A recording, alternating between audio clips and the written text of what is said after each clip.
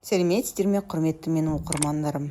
Менің YouTube каналымнан тіркеліп, лайк басып, комментарий жазуыңды ұмытып кетпеңіздер. Бұл видеода сіздер ПМПК-ға қалай жазылу керектігі туралы поэтапно сіздерге видеомен көрсетемін. Мұқият қарап жазаңыздар.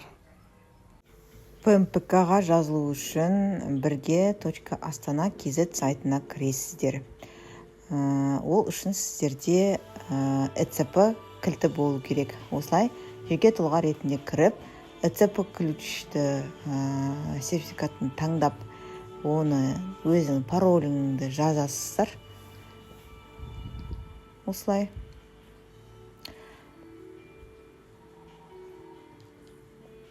Және білім дегенді басасыздар.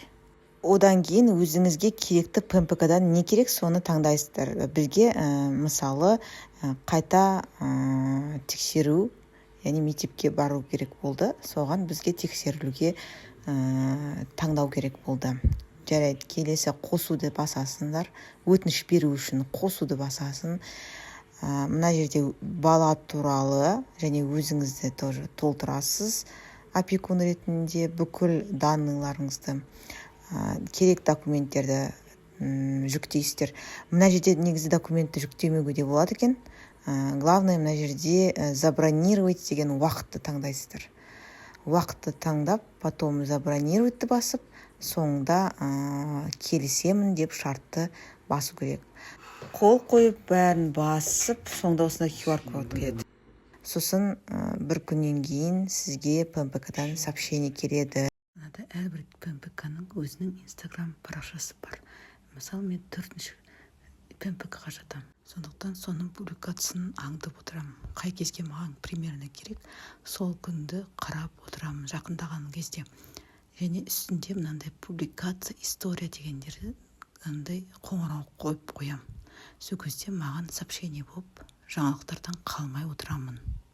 Ең алғаш рет барған кезде обязательно туу туралы куәлік, егер мүгедектік туралы қорытынды болса, оны ала келесіз.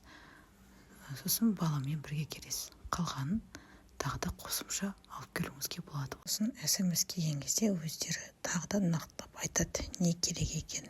Оригинал документтер сұрайды. Обязательно қолыңызға алып жүріңіз.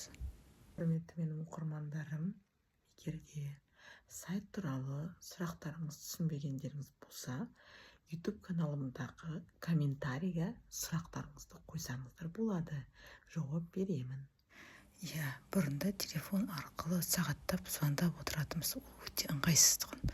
Қазір интернет заманында өте ыңғайлы.